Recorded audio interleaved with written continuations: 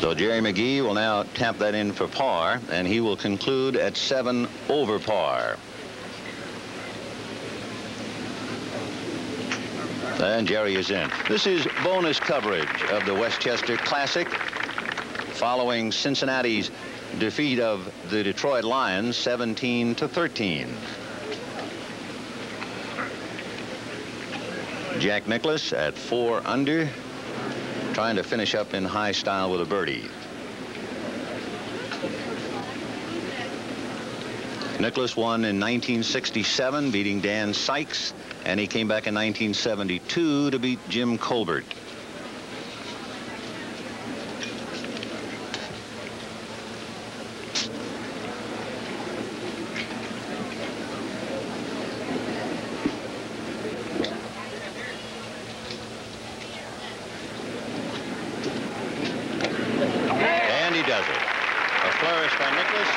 Too late, but he finishes up 5 under par.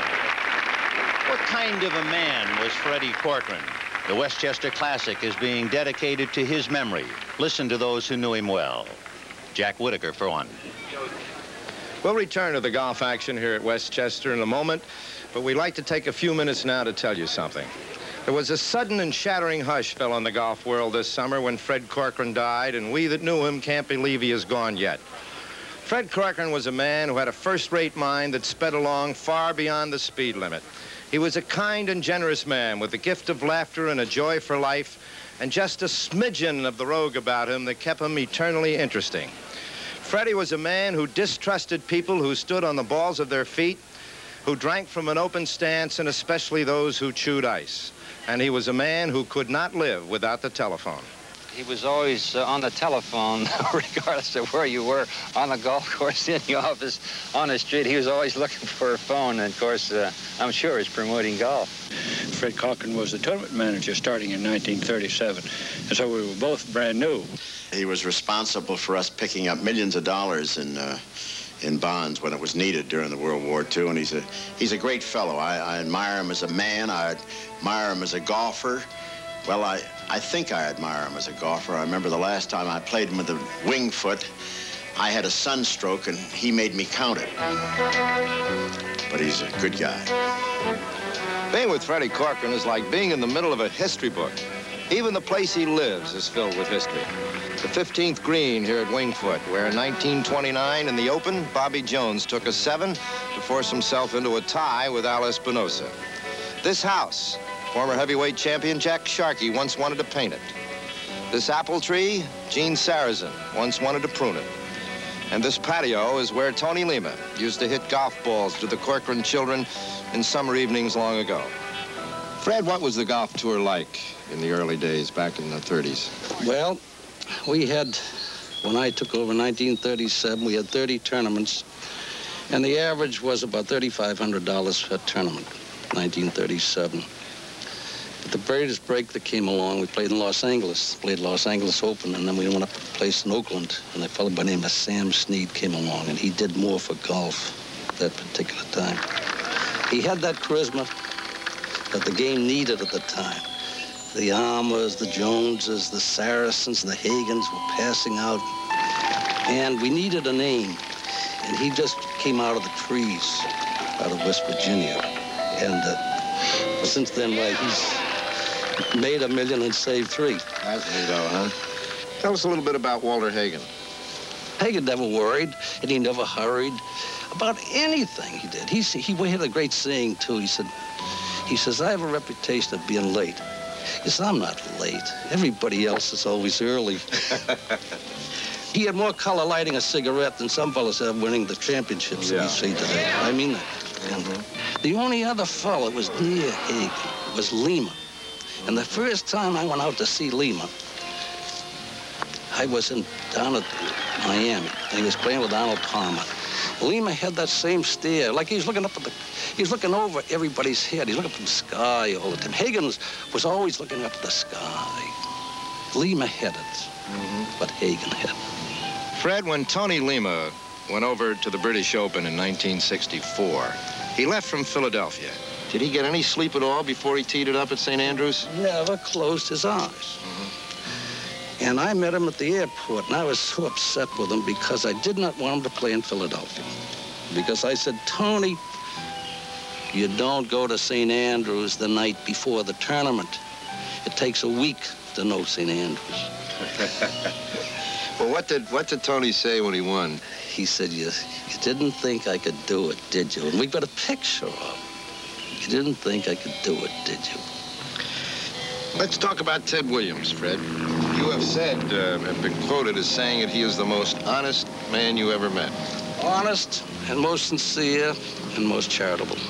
Right. He helps people all the time. And if he knew I was saying this, he'd be the first fellow to say, look at lay off. I do think that I had perhaps in Ted Williams and Stan Musial two of the opposites of life. Williams was great drive and imagination all the time, and Stan the man who would go into St. Patrick's and light a candle. But Ted could walk down the street and the taxi cabs would stop and blow horns at him. And Ty Cobb always said, you know, that Musial was probably the greatest ball player that ever lived. Fred, you were very much involved with the ladies' PGA, too. Was Babe Zaharias the best you've seen? She had wonderful, wonderful coordination. You see where she could come from being a great athlete to a great golfer and the world's greatest player. I mean, she could do anything. She played the harmonica. She played the piano. She was a great ballroom dancer. Well, she could do about anything. All right, let's ask you the tough question. Who was the greatest golfer of them all? I would say Ben Hogan. Ben Hogan? Well, he was the only man that played the golf course. He would have played Winged Foot. And I might say, too, the Sam Snead would have played Winged Foot. Fred, it's been a long trip from the caddy yards up there in Boston down to the present. It's been a nice trip, though, hasn't it? Yes, it has. I'd like to say one thing, though, Jack, that I'd like to see the game speed up a little. I think the two associations, the R&A and the USGA, ought to get together and go back to the early days where the player does not touch the ball on the putting surface and putt out. Because we're in five-hour golf now, and it'd be so much easier. Putt out. Fred, you've handled all of these people, and it strikes me that every one of them were artists that had great temperament and great personalities. How did that come about? By accident or design? I think, Jack, that I'm attracted to people who have temperament and who can say no and yes. But I like to tell you one little story quickly. I was voted one time by the Boston Chamber of Commerce as the man of the year. But they said that it was a little if with it. And I said, well, what are the requirements? So first, we want Ted Williams sitting at your right. We want Stan Musial at your left. And Rocky Marciano and I were very friendly. We want Rocky there. We want Babe Zaharias. We want Sam Snead. Well, they started down. We want Bing Crosby. And, of course, if Bob Hope can come, it'd be great. Well, by the time that we get through, I would have been the only who's he at the head table. Fred Corcoran, a who's he? Well, maybe to some people, but not to these rulers of the sports world. This aristocracy of talent whose common bond of elegance and temperament found friendship and business success with Fred Corcoran. Fred is far from finished. Already he's making plans for the World Cup in Caracas this fall and 100 other promotions that keep rolling out of his busy head the way base hits used to rocket off Ted Williams' bat. Fred Corcoran has always had a special eye for talent and a deep and abiding love for the game of golf. That's who Fred Corcoran is.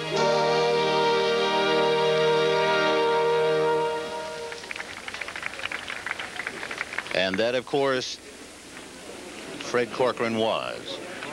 A second look at the man and his friends and what they had to say about him. And, of course, as we mentioned, this Westchester Classic played in his memory.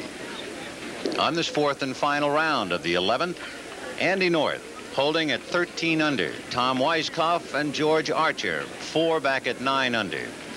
And we would like to remind our stations, we will pause now 5 seconds for station identification.